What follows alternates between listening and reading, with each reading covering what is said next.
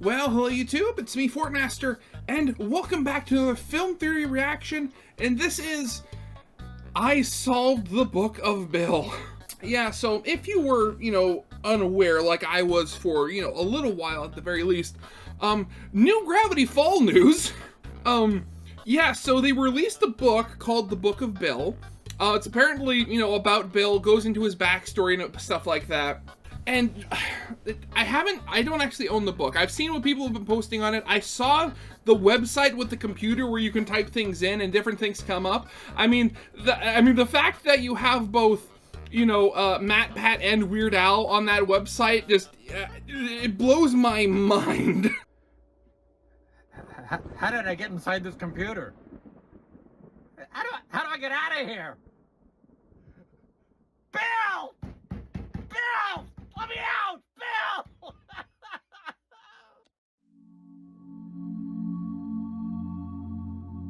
Hello, Internet! This time, you're on your own. Good luck. And also the fact that, God, I remember watching, like, Gravity Falls in high school. I remember watching, Doug Walker's, vlogs with him and his brother watching Gravity Falls when it was coming out. Oh, God, it was so good. And, I mean, it ended after 2 seasons. So, I mean, the fact that we're getting new stuff, like, how many years after the original show was? Actually, when did the show end? Yeah, 8 years. So, I mean, the fact that we're getting new Gravity Falls stuff after 8 years is absolutely shocking and phenomenal, which, I'm absolutely here for it. But yeah, I don't actually, again, as I said, I don't know that much about the Book of Bill. Haven't actually had the chance to buy it or look through it yet. But I do know that it kind of hints to the fact that Bill Cipher is now in our universe, from what I've heard. Like, he was in the book, and through the book, he was able to, make a pact with somebody to come into our world, which, that's frightening. So, I mean, if this is somehow hinting at, either a show revival or a sequel series, I mean, I am going to be watching every single minute of that when that comes out. So, yeah, let's see how they have solved the Book of Bill. So, of course, as always, original video is linked in the description if you haven't seen it for some reason. Corner video will lead to my game theory reaction. And yeah, with all that out of the way, let's get this thing started then, shall we? Hello, Internet! Oh, there he is, yeah! You're on your own. Actually, no. No, you're not. Hello, Internet. Welcome to Film Theory, where that some sunny day is finally here. Yeah, you know what that means. The one-eyed, triangular 2D demon Bill Cipher has returned to wreak havoc on the world of Gravity Falls. Well, sort of. If you don't know, Gravity Falls was an animated series on Disney XD created by mystery mastermind and theorist champ Alex Hirsch. The show's about twins Dipper and Mabel Pines, who spent summer vacation with their grunkle Stan in the small town of Gravity Falls, Oregon. Here, they encounter all sorts of mysteries and codes and cryptids, gnomes that kidnap kids, and killer animatronics before they were cool. Actually, wait a second. Thinking about it. Okay, I gotta compare some dates here now that I'm thinking about it. Yeah, so August 8th. So yeah, so August 8th, 2014 was when FNAF 1 came out, and that kind of exploded in popularity. When did that episode come out? It was the one with, oh god, what was her name? It was Seuss's digital girlfriend thing from a dating sim. Giffany. Yeah. Okay. Seuss and Real Girl. When did this come out? Okay, so at its earliest, it came out September 22nd, 2014. Okay, well, it's a little too close. I mean, I know for a fact that, animated shows, well, just shows in general, generally take a long time to make. So, I mean, less than a month.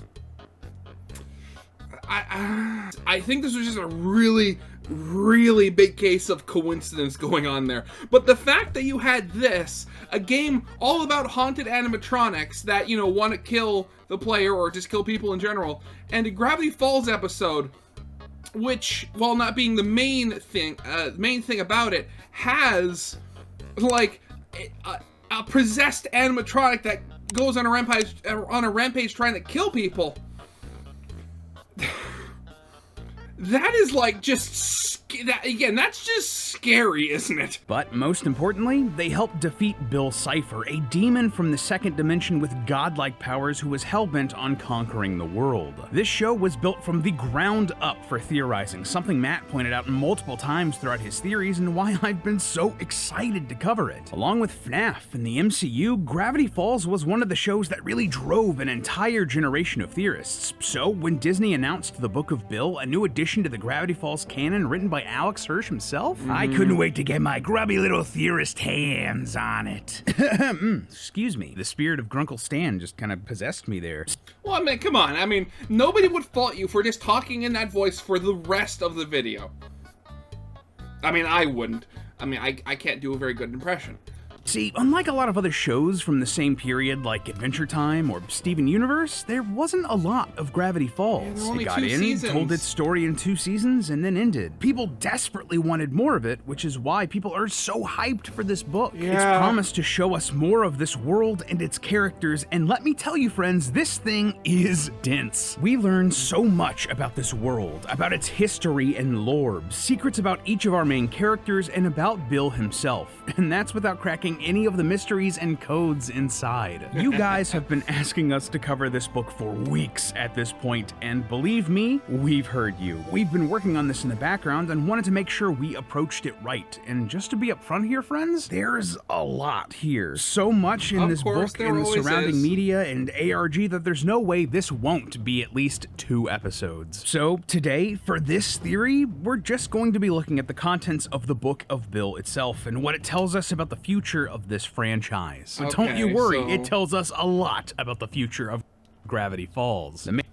Okay, so I'm guessing that means they're not going to go into any of the puzzles or anything like that. Literally just what's on the page, like, right there in front of you. Main thing? Well, it's spelled out clearly in this book in bold, underlined letters, but I'm Bill Cipher perfectly is fine. alive. He survived the events of Weirdmageddon, and that might mean the doom of the entire multiverse. But, well, someone's looking out for us. Shake my hand, friends. It's time to get weird. It's the AXOLOTL. The AXOLOTL is looking out for us. So, probably the first thing we should mention about the Book of Bill is that it canonically originates within the Gravity Falls universe, like the literal physical book itself. It's a tool that Bill uses to psychically link with the reader, and it haunted Ford over in Gravity Falls until he got sick of it and threw it into a dimensional rift left behind by Weirdmageddon. It then ended up in our world, where the reader finds it and is offered a deal by Bill Cipher. Also, just want to say, in the lore and story It's a choose your own adventure book. I love that. Yes, turn to the next page. No, turn to page 77. Okay, I love that. of this world, Alex Hirsch must have found this book first, and that confirms our previous theory during Matt's retirement party that he was possessed by Bill Cipher. The author blurb on the back of the book sleeve reads, "Hi friends, I'm Alex Hirsch, creator of Gravity Town, and I'm definitely not possessed by a demon right now." And on it goes. Alex then assures us that My he's normal human definitely hands. fine and is not calling out for help. He thinks the author doth protest too much. Regardless, Very much the so, book yeah. is in our world now, and it's literally infecting other books, while also summoning Bill to broker an agreement with us, let's say. Yeah, he offers us a deal. He'll tell us all about his backstory, but in exchange, we'll owe him a favor somewhere down the road. It's at this point that we're given a choice to say yes or no, and man, I got excited. I thought this was gonna be one of those awesome sort of choose-your-own-adventure books, so naturally, as someone aware of Bill's shenanigans, I said no, and flipped to the page it specified, and, well, there was some very small text upside down on the top of the page. It basically told me that not shaking Bill's hand meant that I was going to live out the rest of my life in the most boring way possible. As a middle manager at a mustard factory in Idaho with 4 children, Gervis, Horvin, Borley, and Smunt. Poor Smunt. I mean, that's not too much of a punishment, though. I mean, there is a reason why that ancient Chinese curse is "May you live in interesting times." On the real, I am absolutely the sort of person that would name like a cat Smunt, and I apologize to my future cat because, well, your name is Smunt. Okay, so it really seems like if we want all of the new juicy lore in this book, we need to agree to Bill's terms. And hey, well, I've sold my soul for less. We agreed to this deal, and whoa! In one of the coolest bits of meta storytelling I've ever seen in this sort of product, Bill starts laughing maniacally and literally rips his way through the book into our reality. Honestly, it's really slick stuff and a bit terrifying, and though you might expect Bill to immediately kill us here and move on, nah, he doesn't. He actually keeps up his end of the bargain, and then some. As you can imagine. I mean, if you look at the show, I mean, Bill, at least in the earlier, in like earlier meetings and stuff like that, he was actually pretty good at, you know, keeping up his side of the bargain. I mean, when he first met Gideon, well, when he was first summoned in by Gideon, like, the whole thing, he was going to go into Stan's mind and find, like, where the deed was, and he actually, you know, went and was doing that. So, I mean, for, you know, how nuts he is, I mean, Bill, at least, you know, most of the time, is a man triangle of his word. At this point, the content of the book becomes super varied, bouncing between sections that look like magazines, Q&As with Bill about the concept of love, a how-to guide on how to get into heaven. It's mysteriously left blank, so immediately you get what Bill thinks about that idea. Well, I mean, it also could be just the fact that, you know, Bill can't get into heaven, given all he's done. There are tons of hidden codes that you'll need to decipher This book if you has want the no whole story, codes. and there's even just straight up excerpts ripped from a book called The Great Gatsby. This was a novel by F. Scott Fitzgerald that everybody had to read in like the 7th grade, which just entered the public domain a couple of years ago, so hey, why not? It's still weird, but why not? But oh! Okay, sure. a couple of my favorite sections? Well, first off, there's a whole section talking about urban legends and cryptids that look like they're ripped straight out of some analog horror here on Love YouTube. it, yes, There's love it. Slender Man, who lies about people, Guillermo del Torso, who has a passion for cinema and has written a script for National Treasure 4, the Off Model, which is a monster that looks like bootleg IP and would just like legitimately be a good monster for this sort of analog horror. Can we? Okay. I'm calling it now.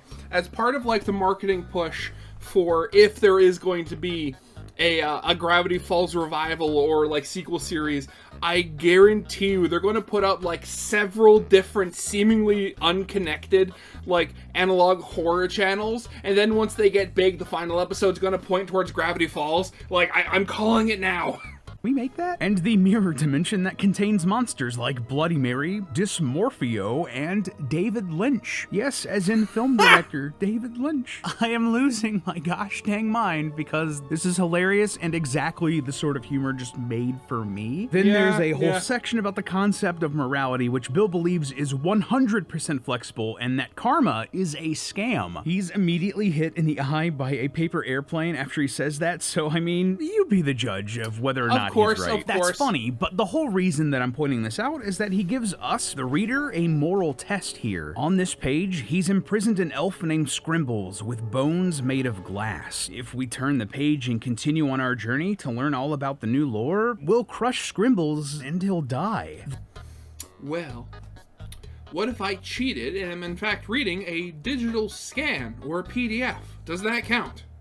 I have tricked you. That's hilariously dark and, well, I mean, sorry, Scrimbles, there's lore to uncover. Forgive me. We also get some new lore about the Pines family. There's a whole section dedicated to the missing pages of Journal 3 and Ford's earliest interactions with Bill, and another where Bill talks about the dreams of many of the main characters, including Dipper. Bill explains that Dipper has a recurring nightmare about overhearing a fight between his parents that he wasn't supposed to hear, before wondering why Dipper and Mabel got sent to Gravity Falls for the summer on such short notice. Oh god, yeah, I heard about that on Twitter. I mean, the potential that the fact that this entire series, this entire franchise was kicked into motion in the first place because Mabel and Dipper's parents were possibly in the middle of getting a divorce or on the verge of getting one is like so sad. Yeah, that's pretty dark, implying that this whole series only exists because their marriage was falling apart, and the parents needed Dipper and Mabel out of the house while they worked out what to do. Ouch, that one hits right in the feels. But okay, that was a lot of the fun, if weird and dark stuff here in the book. What's the real meat and potatoes, though? Where's the real lore? Well, again, true to his word, Bill tells us exactly where he comes from. Bill explains that he's from a world called Euclidia, where no one could comprehend the third dimension, but he was born with a mutation that lets him see into the third dimension. Which, it's kind of funny because we ourselves don't have an ability to perceive into the fourth dimension. I mean, I know I've seen games and shorts and videos trying to explain how the fourth dimension, if it exists, works. Which, I mean, at that point, I mean, we're not so different. And I'm talking about a fourth spatial dimension, not time. This was apparently cursed and forbidden knowledge. Bill claims that talking about the third dimension was illegal in his world. Despite this, Bill still wanted to share the truth with the rest of his people, but, well, we're not sure what happened, and neither is Bill. He says that he heard a loud buzzing and that he blacked out, and that he still does whenever he thinks about this, but when he came to, no one was alive in his universe except for him. He killed them all. Now, in this very explanation, Bill says that he's not some misunderstood character that can be humanized by a tragic backstory, but I'm not so sure about that. Don't get me wrong, Bill is a bad guy, an awful person, and definitely a villain, but I'm not so sure he ended up that way all on his own. At the beginning of this section, we see Bill bursting through a wall behind a TV with a strange symbol on it. Well, this is actually from the cover of a story called Flatland, written by Edwin Abbott Abbott. In Flatland, a two-dimensional square is visited by a three-dimensional sphere who teaches him to look outside of his perspective. And once the square learns about the third dimension, he tries to convince his fellow 2D shapes, but is jailed for what is considered madness. Perhaps something similar happened here with Bill, with some multi-dimensional being enlightening Bill and sending him down his villainous path. Regardless, the result is the same. Bill ended up killing everyone in Euclidia and moved on to a new universe. From here, Bill found himself in the nightmare dimension, where he formed a band of ne'er-do-wells called the Hinchmaniacs to help him get up to all sorts of shenanigans. We actually know most of these characters from the actual show. For 1 trillion years, they robbed banks together, crashed planets together to make them kiss, conquered dynasties, and even recorded a Christmas album. But not all good things can last. Eventually, the Nightmare Realm came apart at the seams as entropy caught up with the universe and destroyed it. Bill then ended up in the series from the universe and was drawn to the area that would someday become Gravity Falls. Yeah, because of Gravity Falls just innate magnetism for the weird. Where he met a shaman who created the prophecy of the 10 cosmic symbols from the series and banished Bill from the area. From here, Bill traveled the world and encountered different societies, the Aztecs and the Egyptians and the indigenous people of Easter Island. He also explains that Atlantis was real and apparently existed around the time of King Henry VIII. Seems like a major lore drop there, and I really want to know the implications of the whole world just forgetting Atlantis was a thing, where it was, and how it sank. Fast forwarding past. I mean, there's obviously something going on. That almost just sounds like it wasn't so much sank or anything. More like it was just erased. That almost including people's memories, except for it's oh, there was a lost city.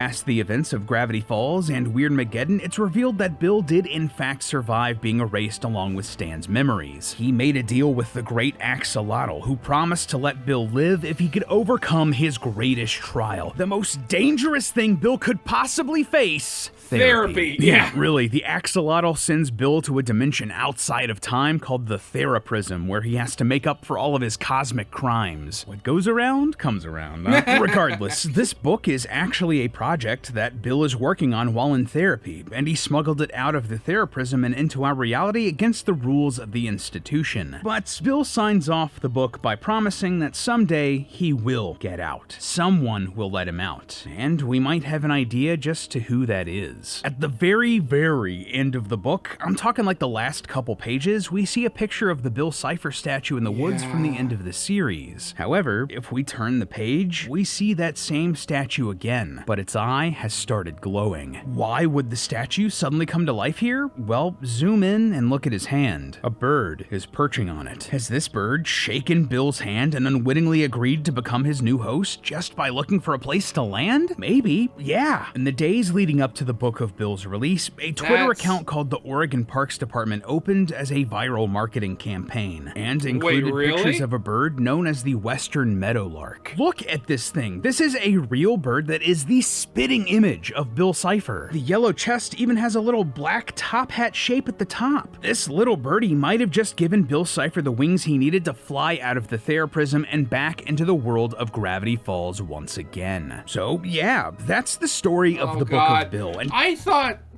like, I thought it, like, I had heard all these rumors or stuff, like, talking about, like, oh, it was Seuss that let him back in, or, like, he tricked one of us into getting into our world or something like that. But, I mean, if it was literally a bird, I mean, like, really?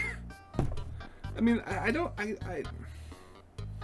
know about you, but that sounds just a little bit anticlimactic.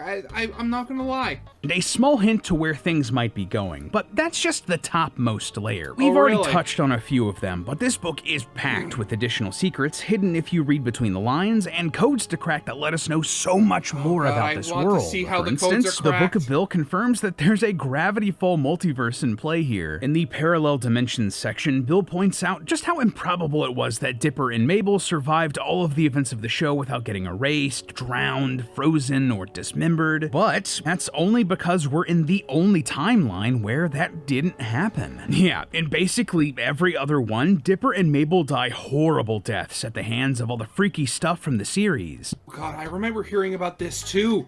And I think I remember, like, a small theory somebody threw around on Twitter where, like, maybe, like, the one factor that kept them alive was Waddles, their pig. Because when you look at all these other people here, like, there's no pigs, there's no Waddles. So maybe, like, they were the only dimension that had Waddles? I mean, Waddles was super intelligent at one point, maybe that helped. What's more, the entirety of this multiverse is actually contained within a Pokemon card, like literally a Pokemon card, in the backpack of an unfathomable being outside of time named Dennis. You know, I do love that. I mean, again, this kind of goes, actually thinking about it, that almost kind of goes into the whole thing of, like, narrative levels, almost, where, if you've never heard of it, it's like a concept used in, like, the SCP Foundation as one of their, like, one of the many, like, universe-altering things that you can have. And you can have the ability, and you basically have the idea of narrative levels where basically, like, no matter how powerful a fictional character is in their world, they will always be less powerful than the person observing that media. So let's say, like, you go into, like, Dragon Ball or something like that. If you go, like, Goku or, you know, whoever he's fighting at this week, like, they are the absolute pinnacle of strength in their universe. But as soon as you, like, have them face off against one of us, like one of us real people, they are, like, screwed, because we are just an entire magnitude above them. And so, and the same thing goes with them, where if they were to somehow face, like, the strongest being in a fictional show in their universe, they would be an infinite, like, magnitude stronger than them, and up and down, you know, that sort of deal. So, I mean, the potential, like, an unfathomable being outside of time known as Dennis, this could literally just be a child in our reality. I mean, or maybe, like, a middle point reality, because you still have Alex Hirsch, like, the creator of all of this. So then you have just the double layer of, like, being like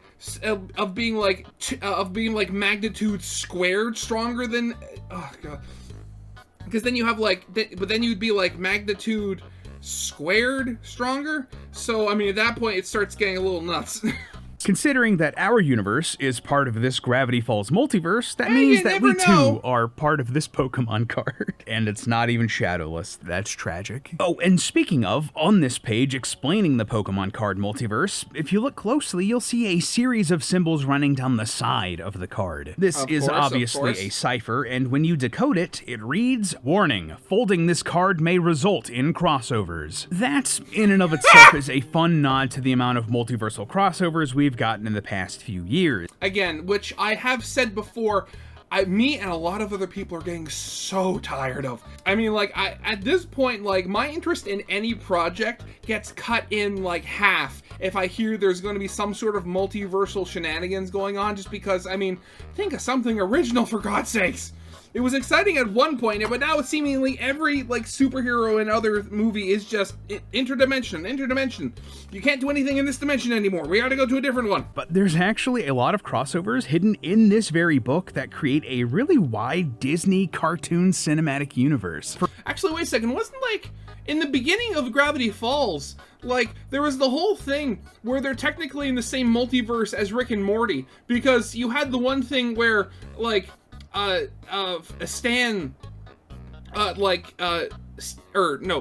Ford, never mind. You had his mug and, like, pen fly into the portal they made, and then it came out of one of Rick and Morty's portals in, like, season 1, I think. Oh god, is that how old Rick and Morty is too? Jeez. For instance, a Titan skull from the Owl House, another series that Alex Hirsch worked on, can be found in this section about the Dark Ages. Which there's has another Hootie, rune cipher in that same section that translates to Titan blood. Later on, the Core's helmet from Amphibia can be seen in the Theraprism alongside Bill. Never And watched finally, Amphibia. early on in the Bill Tells All section, Bill is asked if he's the biological father of Phineas from Phineas and Ferb, before ending the interview. Phineas's triangle head suddenly makes a lot more sense, doesn't it? Regardless, all of this alongside Matt's previous theory. You know, something tells me that Bill would be probably asexual, or at the very least not sexually attracted to anybody from our dimension, just because, you know, he's a shape, and, you know, what they find attractive might be completely different from us. Theory that Rick and Morty also takes place in this same multiverse really means that there's a giant web of animation that's all connected here. Might just need to do a theory about that sometime, huh? Now, a lot of the hidden codes and mysteries in here are fun, like this Pokemon card connection, but others, well, not so much. Some of them are crazy complicated and hint at a darker story for Bill, one filled with regret and sorrow. For example, there's a code hidden in one of the pages in the Barnes & Noble edition of the book. Yeah, if you didn't know, Barnes & Noble had an exclusive version of the Book of Bill which had additional content. Oh, really? Something that none of us here at Theorist realized until we'd already gotten our copies off of Amazon. Thank God for overnight shipping. Regardless, in the Messages on Your TV section in the Barnes & Noble edition, at the very bottom of the page, you'll notice a series of square color blocks. At first, I thought this was just a weird, glitchy effect to really drive home the analog nature of this page, with the scan lines and chromatic aberration and all the VHS goodness. But there's actually a pattern to these colors. Yeah, they correspond to letters of the alphabet, and if you decode the right order, it spells out the message: he never sleeps, he never dreams, but somehow still he hears their screams. This has to be about Bill.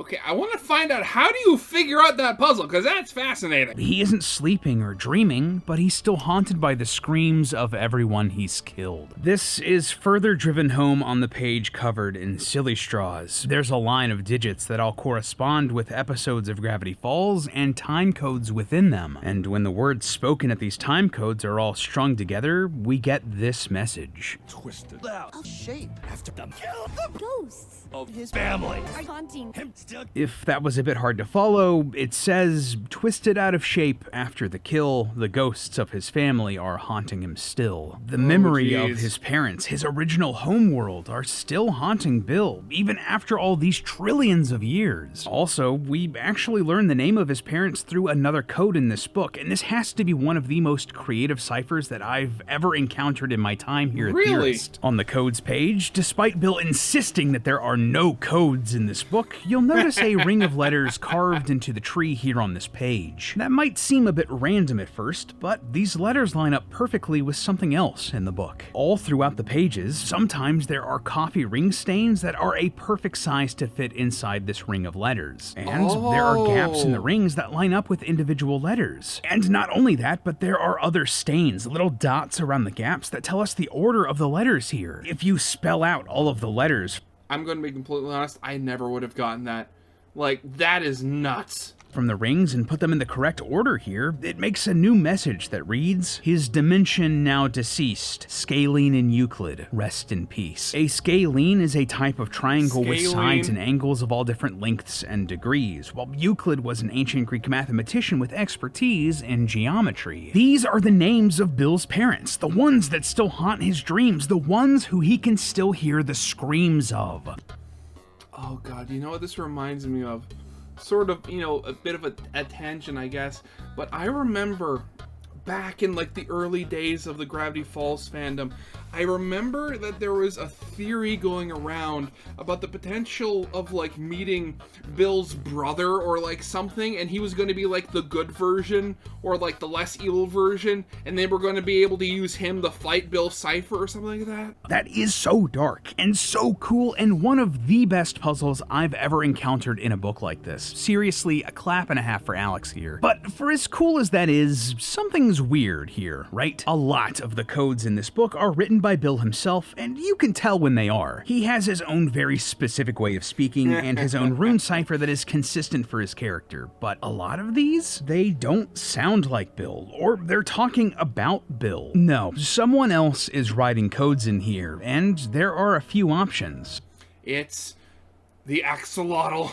Who it is might end up being very important if Bill is truly coming back through that bird. First option? Well, the clear and obvious choice would be the AXOLOTL. He's already shown to be more powerful than Bill, enough to put him in therapy, so maybe he's trying to help Bill work through some stuff here. But that's also the most obvious option and the most boring. The second and less obvious option? Well, it could be the people that he's possessed over the years. Yeah, for real, we learn in the book that Bill isn't alone inside of his head. At the bottom of the page about skin, there's a section that gets cut off called Learning is Fun, but it's not what you'd expect. Instead of more factoids about skin, we're shown a cry for help from someone named Grebly Himberdrek of Zimtrex 5, one of thousands of souls that Bill has consumed over the years. It's not entirely clear how this would happen, but I think it's a pretty safe guess to say that these souls Bill consumed were the people that he's made deals with, and now they're stuck inside of Bill's mind, where he plays Good Vibrations by Marky Mark and the Funky Bunch on loop forever. That's actor Mark Wahlberg's previous career, by the way. Yes, he was a rapper, really. I have to wonder, if that really is the case, I wonder if you got all of the people together and got them organized, if eventually, like, the amount of people that you had could form, like, a critical mass and, like, take over Bill Cipher. I mean, granted, literal trillions of people, that'd be a little hard to organize, but still, the possibility is there. It's not impossible. And that'd be scary. About trillion angry souls. Also tells me that Alex Hirsch and I have a very similar sense of humor, because I died laughing when I read this and immediately went and listened to the song. As a wise man once said, I want to get mine, so get yours. I want to see sweat coming out your pores. Regardless, we see here that one of these characters was able to take the wheel away from Bill enough to write this blurb. Perhaps they're also writing these secret codes and will help us fight Bill when he comes back. Or maybe the fight will be way more personal, with option number 3, Bill's ex-girlfriend. All throughout the book, Bill makes a point to avoid any questions about his own romantic history. In the love section, he redacts a couple of lines before exclaiming that his ex-partners were not relevant because I don't have any.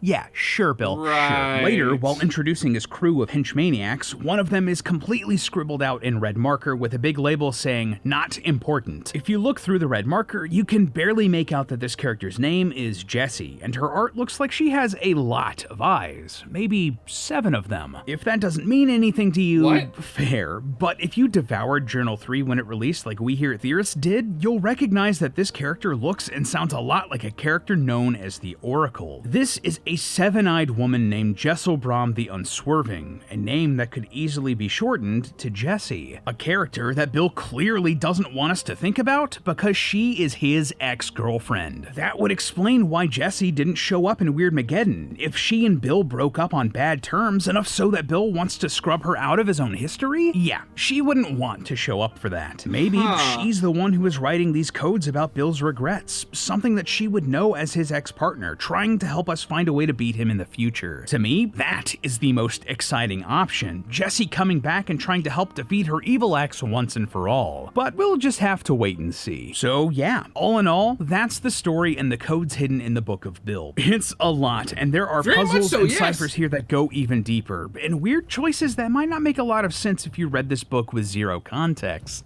I expect to see a sequel video going over all of the other puzzles and stuff like that. I want to see it. Like, for real, I mentioned this earlier, but there are just straight up several pages ripped from The Great Gatsby republished in here. Strange, right? Well, there was a reason for that. One that starts us down a whole new rabbit hole. I'm sorry, Let me what? explain. After we accept Bill's offer at the beginning of the book, it sort of resets, and we're given a new cover and a new page full of all the publishing information of the book. All of this information is now themed around Bill, and at the bottom of the page, we're encouraged to visit thisisnotawebsite.com. If you did that early on, like right after the book was released, you were asked for a password. What was this password? Well, early on in the book, we're given the one true intelligence test, and one of the puzzles just looked like a bunch of random lines and squiggles. And if you look physically at this image at an extreme angle, the lines form into words and gives you this message. Need a password? Fine, I'll talk. It's the name of the eyeball doc. And guess what? The pages of The Great Gatsby talk about the eyeball doctor, T.J. Eckelberg. Type T.J. Eckelberg into the website, and bam, a whole new world is opened up for us to explore. Now, this theory is already long. I wish we could dive into this whole new part of the ARG today, but we just don't have time. No, yeah, I can loved like this, literally hear this- our editors the angry at website. me because this video is already longer than 20 minutes.